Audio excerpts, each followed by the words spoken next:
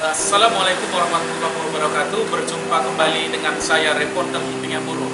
Hari ini saya sedang berada di Kota Binjai, yang mana Kota Binjai ini adalah tempatnya wisata. Dan alhamdulillah hari ini saya sedang berjumpa dengan Bapak Haji Matroy SE selaku owner dari Royan. Nah, jadi beliau ini adalah seorang polisi yang sekarang sudah pensiun dan berkecimpung di dunia bisnis. Boleh Pak perkenalan?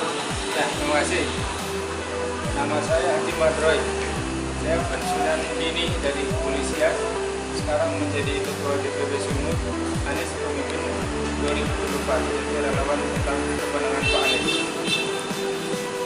Coba ceritakan Pak, kira-kira sudah berapa lama Bapak bertugas di kepolisian ini dan sampai jabatan terakhir itu seperti apa? Bisa dijelaskan kepada pemirsa?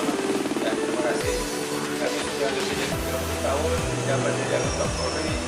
Kemudian saya meninggalkan polisi dengan cara baik-baik tersembunyi.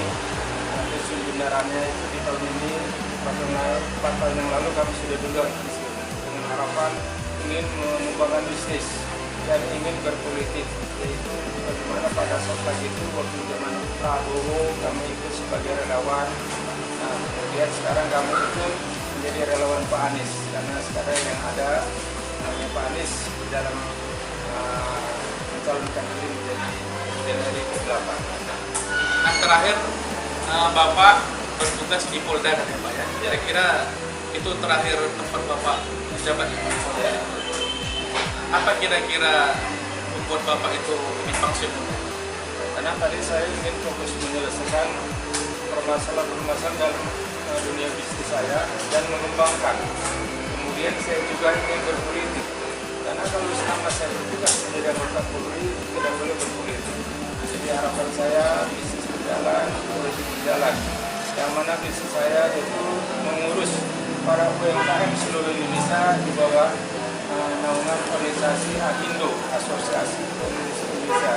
Lalu saya juga mengurus politik dan ingin mencari perubahan di negara kita itu dengan mendukung mengusung Anies menjadi presiden dengan menjadi relawan Anies pemimpin 2024 atau AP4. Jadi pemirsa dimanapun berada, beliau ini adalah seorang pensiunan polisi yang mana ingin pensiun muda, ingin berkecimpung di dunia politik maupun berkecimpung di bisnis. Nah hari ini kita lihat di mana beliau ini sudah beberapa memiliki gerai ya Pak, yang ciri khasnya adalah rambutan. Jadi rambutan ini bisa diolah dengan makanan apa saja, contohnya seperti sirup rambutan, royan dan oleh-oleh lain ya. Nah, kira-kira bisa dijelaskan sedikit Pak, kenapa harus rambutan yang menjadi ikon Bapak di Kota Binjai ini? Ya, terima kasih. Kebetulan domisili kami atau usaha royan ini di Jalan Sultan Hasanuddin nomor 5 dan 6 di Kota Binjai. Kalau kita buka toko roti biasa, itu ya sudah biasa. Lalu kami membuat suatu ciri khas, yaitu membuat ikon Kota Binjai yaitu rambutan. Maka rambutan tersebut kami olah menjadi produk makanan dan minuman. Itu yang menjadikan ciri khas Kota Binjai, berupa sirup rambutan, gunung rambutan, bika abad rambutan, brownies rambutan, bolu rambutan dan sebagainya. Ada 13 jenis produk kami yang kami buat dari bolu rambutan. Nah, ini jadi unik ini pemirsa dimanapun berada. Jadi dengan rambutan bisa diolah menjadi 13 macam jenis makanan. Ini kan sangat unik. Nah, jadi saya sendiri setelah mengelilingi kota Medan dan di kota manapun belum pernah saya jumpai rambutan kan gitu Pak. Hari ini seorang Pak Haji Matroy yang hanya sebatas pensiunan polisi sudah mampu menciptakan dan menginisiasi rambutan itu menjadi makanan kebutuhan pokok sehingga menjadi ciri khas oleh-oleh Kota Binjai ya Pak. Nah untuk oleh-oleh ini sendiri sudah berapa tahun Bapak dirikan ini?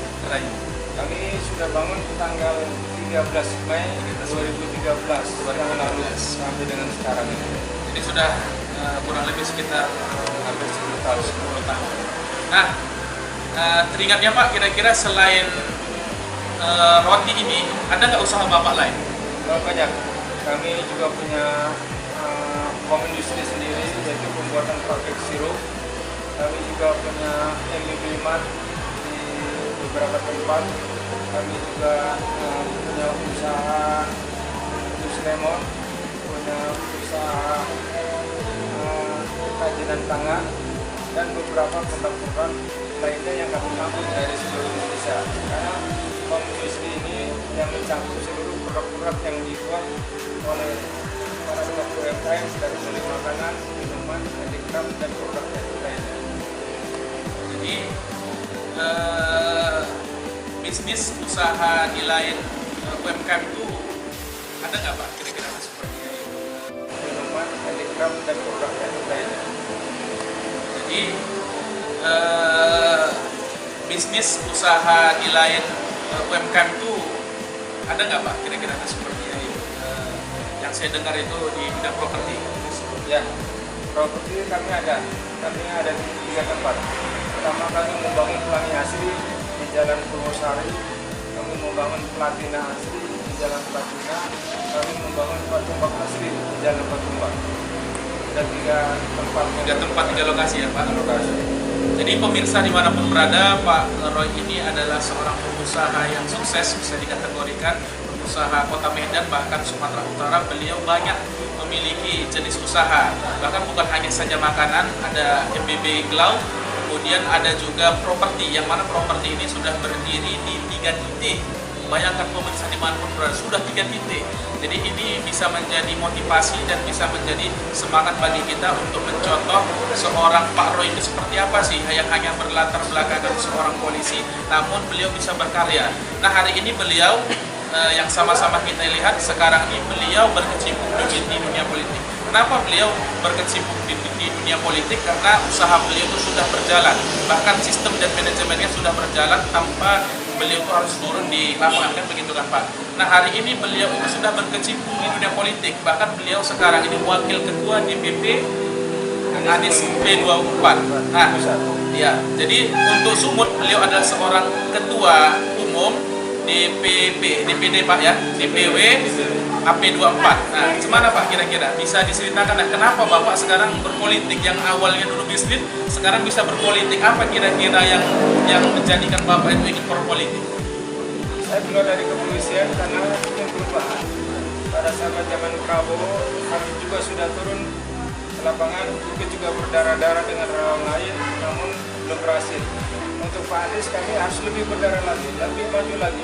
Kami sumbangsi tenaga, waktu, pikiran, bahkan harta benda yang kami dapatkan untuk kepentingan relawan agar mendukung Pak Anies menjadi presiden. Kenapa? Karena harapan ini perubahan, yang mana kami selaku PKM, selaku pengurus PKM, tahu betul bagaimana penderitaan para pelaku. Oke, saya potong sedikit Pak ya. Nah, kenapa Bapak begitu percaya sesosok dan tokoh Pak Anies Baswedan ini, sehingga Bapak sanggup berdarah-darah mengeluarkan materi, bahkan sampai Bapak berpikir bagaimana Pak Anies ini menang? Apa kira-kira yang melatar belakangi Bapak sampai berdarah-darah Bapak memperjuangkan Anies Baswedan? Apa gitu?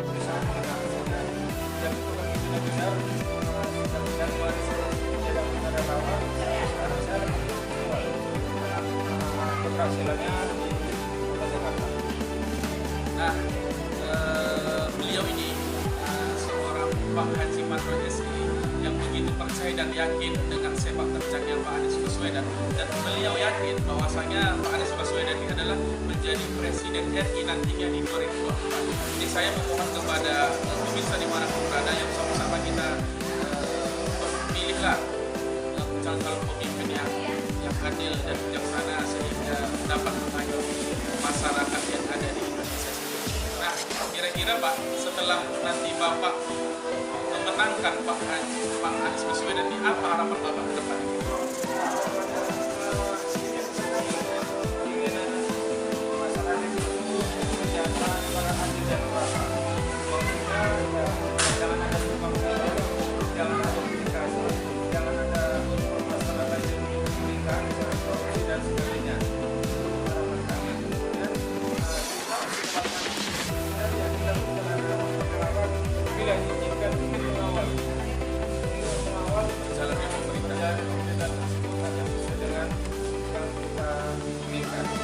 Nah, kira-kira Pak, untuk terakhir dalam sesi diskusi dan bincang-bincang kecil kita. Apa kira-kira kesan dan pesan yang ingin Bapak sampaikan kepada rakyat Indonesia, khususnya Bapak sebagai Wakil Ketua DPP Relawan Anies 24 dan Ketua DPD Anies 24? Apa Pak kira-kira kesan dan pesan sampaikan Pak kepada Kesan dan pesan, kita sudah melihat bagaimana rekam jejak rekod dari Pak Anies. Kita sudah melihat hampir 10 tahun negara ini dipegang oleh pemerintah yang sudah ada, jauh berbeda. Ini sekumpulan DKI provinsi, ini sekumpulan Indonesia menyeluruh. Jadi seperti tumpang tindih antara provinsi dengan seluruh provinsi lainnya di Indonesia. Sehingga dalam hal ini bagaimana supaya bisa merata? Ya, harapan saya seluruh masyarakat Indonesia tidak pandang bulu, baik kalangan agama dan ras, semua kita bersatu. Bagaimana memenangkan Pak Anies menjadi presiden agar yang terjadi di DKI Jakarta agar bisa rata sama dilakukan oleh Bapak Presiden yang terpilih seperti di Jakarta. Jadi kita semua merasakan kesejahteraan adil dan merata. saja Pak. Nah pemirsa dimanapun berada, saya sebagai reporter TV Buruh hari ini sedang berkunjung di Kota Binjai, yang mana hari ini menjadi